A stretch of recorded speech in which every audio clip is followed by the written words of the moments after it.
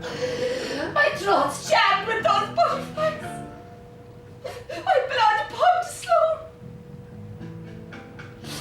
My heart shot all in an instant. It's your blue skirt in my blouse.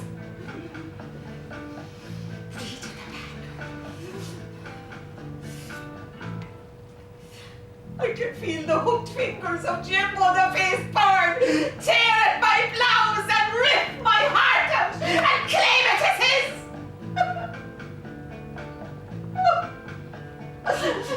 I'm stood still, but I'm already running through the new electric.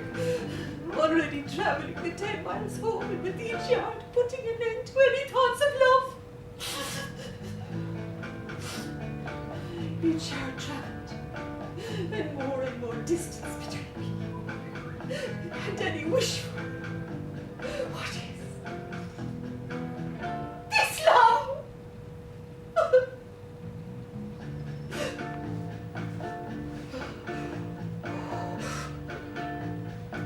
The wind is on my back, and the tide is inching in, and the cobblestones are uneasy. The winding streets of our harbour town twisting me to the inside.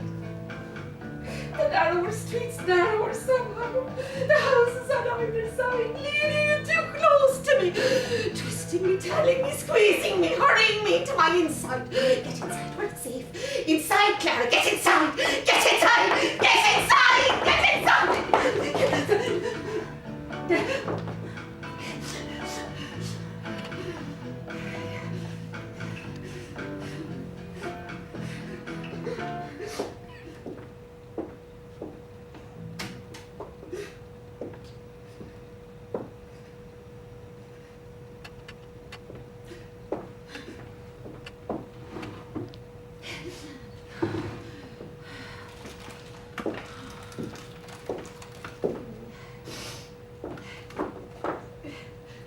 Finished for now.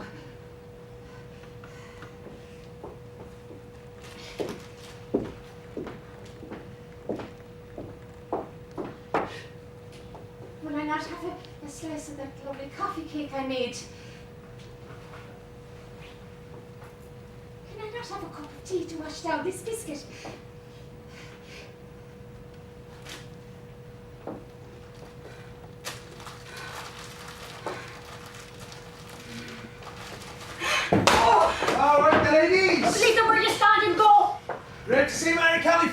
After a fall outside the bingo. I heard she had a bit to drink, and that would account for the terrible thump she gave the ground. Popped her kneecap right open. That's enough, Patsy! She'll be using the walking stick for another month. That shouldn't put her out much. As far as I can tell, she only ever does 2 things, pub and bingo, and both of them involve sitting. Patsy! But you'd have to wonder the effects on the concentration on a bingo sheet with a belly full of Malibu has on your average 70-year-old. That's the thing with age, you see. Medicine is well on top of its treatment to many people, but the body of a pensioner. It's a bit of a lucky bag, isn't it? A routine treatment can uncover all sorts of random ailments and hidden diseases. Dennis Ryan. She went to the doctors to get him to move his car, and she walked away with a burst appendix. I mean, that's a cruel lottery. Leave! Yes, Breda. Now, Patsy, that's enough! Out the door, out the door now, Breda. Shite. Shite! Shite! I saw Bernie Doyle in her front garden having a picnic with her grandkids the other day. And I have never seen such an amount of jelly in all my life. Mountains of it there was. I shouldn't have been there. I know I shouldn't have been there. Sometimes my body has a will of its own. I find myself walking the cobbled streets with no destination in mind. These bloody legs. But I'm across the road and I'm looking at this picnic, and it's a lovely scene. And her son, Bernie's son, he's a fisherman and his name's Finbar. Well, he's there with his lovely wife and his 2 kids, and no, I shouldn't have done it. I shouldn't have done it. I started to imagine me as Finbar. Me and his great big trawler out in the waves. No, I wouldn't last a day on account of me getting seasick all the time. I'm imagining what it would be like to have a meal with his lovely wife. What sort of fish we'd order. I'm thinking in great detail then. Well, now, I stop all those thoughts because it's cruel to me, and to an outsider, that's a bit creepy. So I give myself a good kick in the hole, and I take myself up to me dancing lessons at Sheila and Robert's house, high up in the hill, in their lovely sitting room with their paintings of all the exotic islands that they've never visited. You know, the tangos, the waltzes, the foxtrots, the rumbas, and we're learning salsa at the minute, and that's a great laugh, all right. But, well, there's only the three of us. And well, Sheila and Robert, they're a couple, so I don't get to dance with another. So I'm just sitting there watching them dance, and I start to think about Finbar and his wife again. Stop it, Patsy. That's enough. Stop it now. And all of a sudden, I start to get this great big hole in my stomach.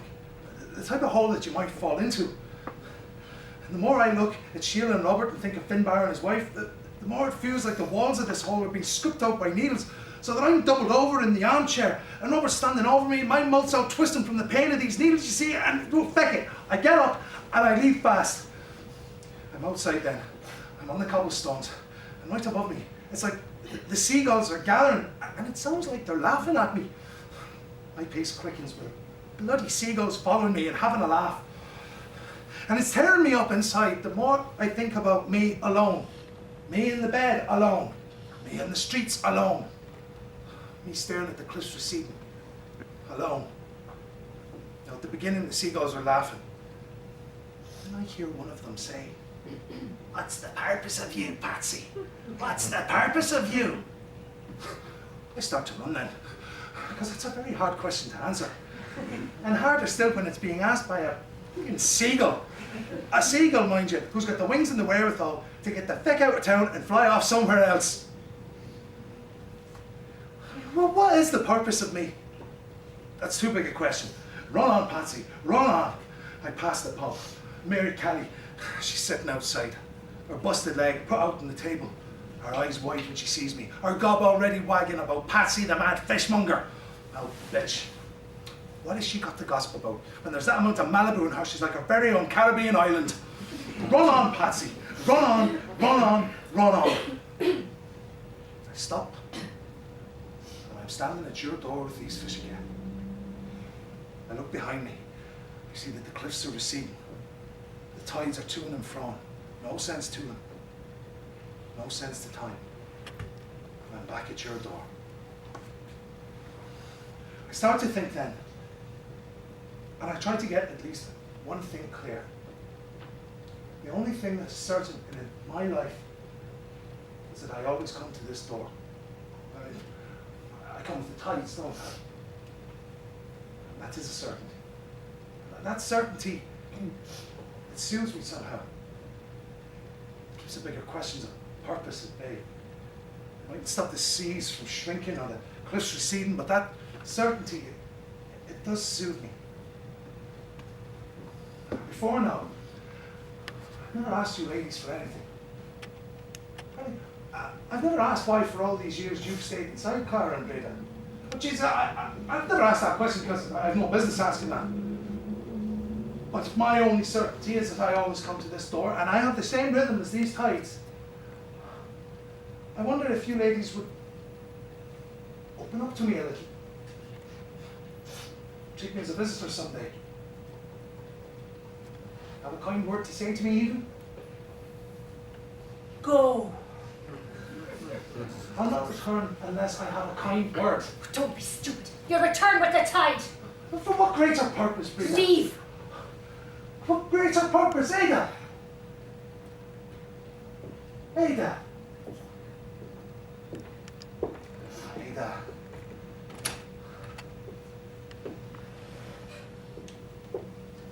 Bring the fish.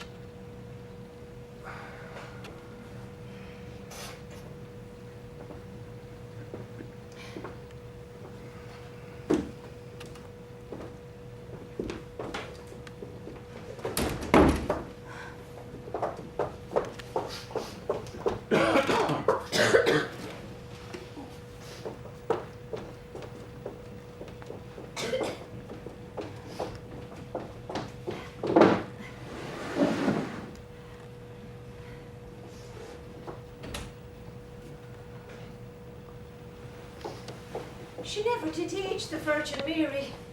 You might put that down down to the Middle Eastern cuisine.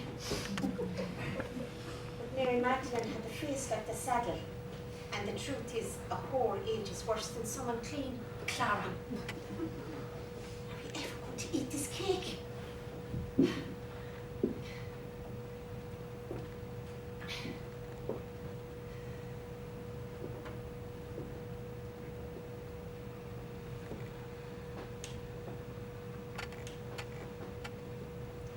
I'm sitting in my office, full open over the accounts, changing fish into numbers. Seconds and minutes are marking out time, but it's the numbers that are marking me out. Making the rhythm of me. Balancing me. When I look up from the numbers and into the pattern of the day that we've made here in this house. When I step out of the office, I should be on my way home to your stories and the tea and the cake and Patsy and his fish. But I've stepped onto a beach. And my very own new story now. And the sand's like cotton wool underfoot, and when I look down, the sand is golden. And the air all about me is warm, so it cannot be this island here. And no narrow streets, nor strange tides, nor talking seagulls. Here, the horizon, open and light. There is a calm about me, because this day has possibilities. And I am calm because of that.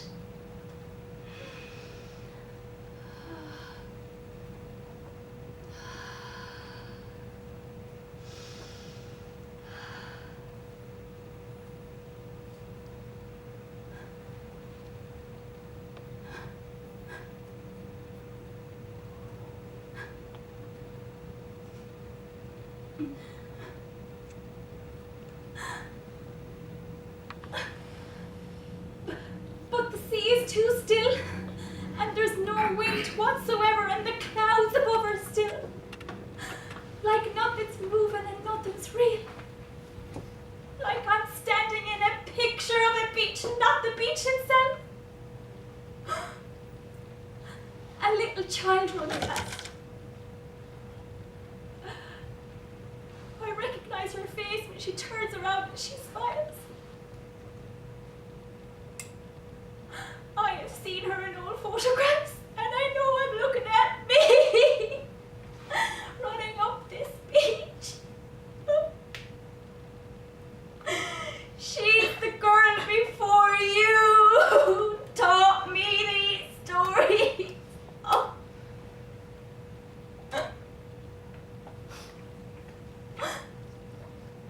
I'm looking at her, lying face down in a rock pool.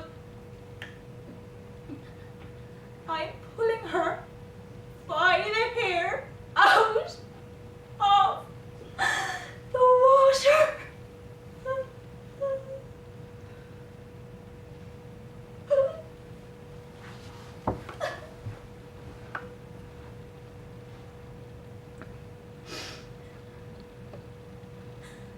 Things, they can never change here, can they?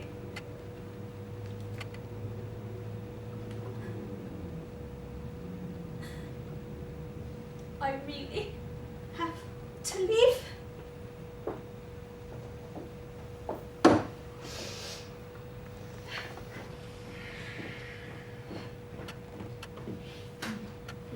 It's time! It's time! It's time! Stop it, Rita!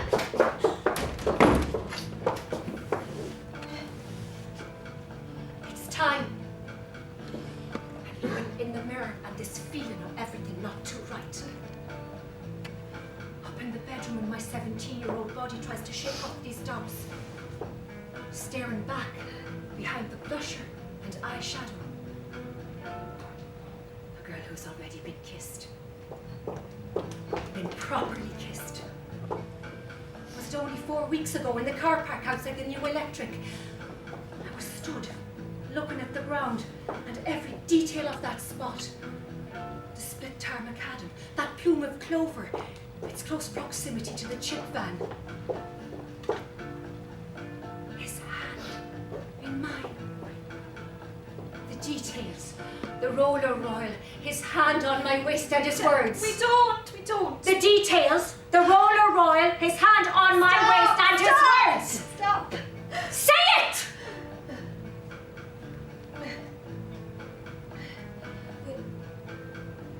We'll do it the next. We'll do it the next time, Rita. Little kiss then, nothing too animal, more of a Gregory Peck.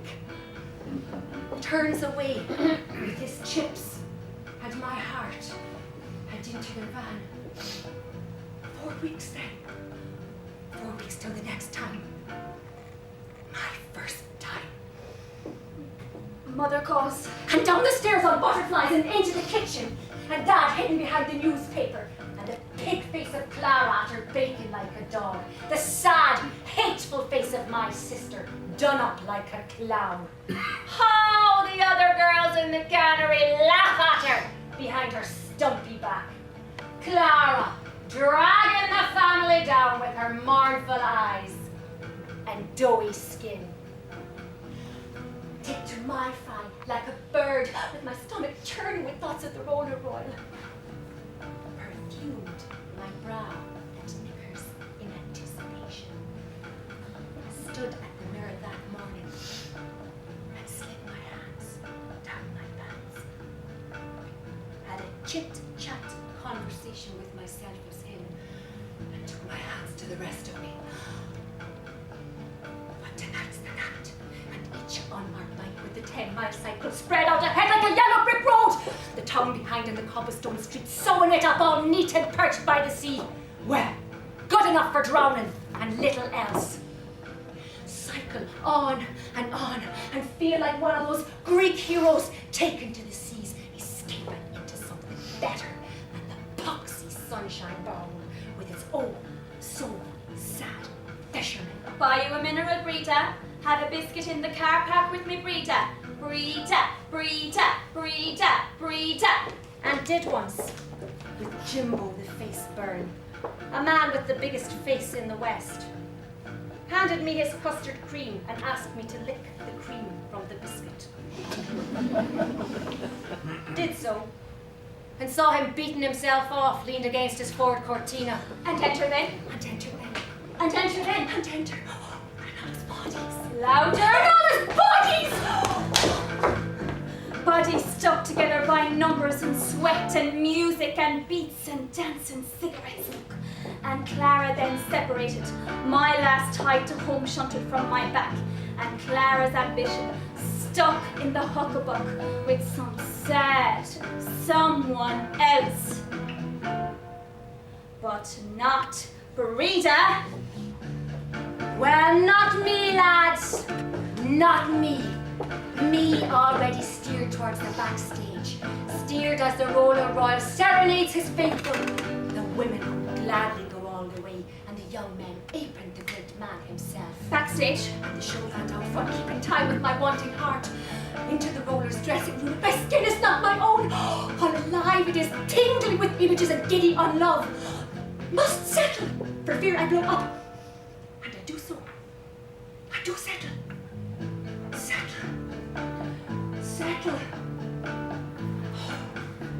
Settle, Brita. I start to think of me as a girl. 17, and I'm at the edge of things now. Leave behind the safety of all before. Leave behind the safety of my home and our little town, and step into the real world with love as my only guide. With real love, Brita. Do you understand me? Oh!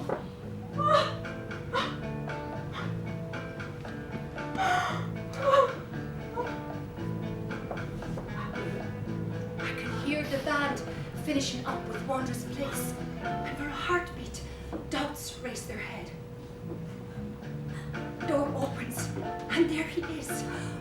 Words are passed, but to no point, no reason. The little room all charged with me and him, so no room for the words.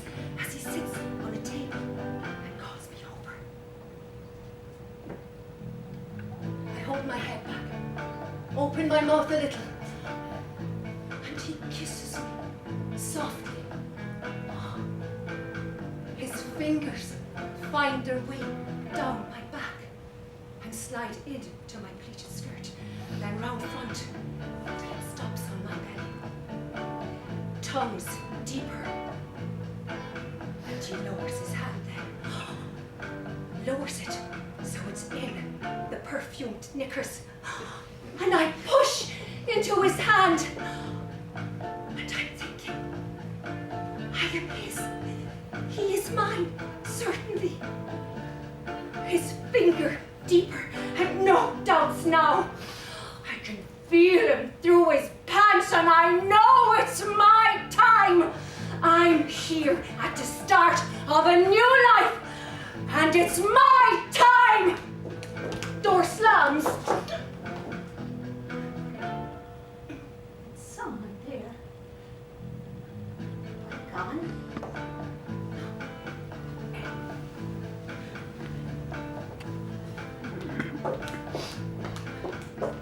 Stay put. On your back.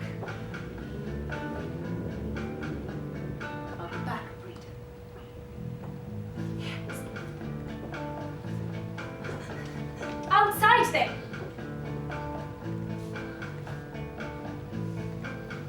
I can't. Outside! Outside! Outside. And the moon lighting up the scene, teasing me more. I can see him walking towards a new face, standing in the same spot where I stood. That plume of clover just beneath her in the split tar macadam. Her. All Doris Day-like, all sweetness. He's moving in. I can see his big hands on her tiny waist. I can see him mouth the words. It's your time. And little Doris folded into him now. I'm standing, hugging his suit, Ada. My insides start retching. My mouth that he kissed all sour now, where he touched all muck. I'm still but already travelling the 10 miles home, and with each yard putting an end to any thoughts of love. Each yard travelled in more distance between me and any wish for what it is to be in love. And the wind is on my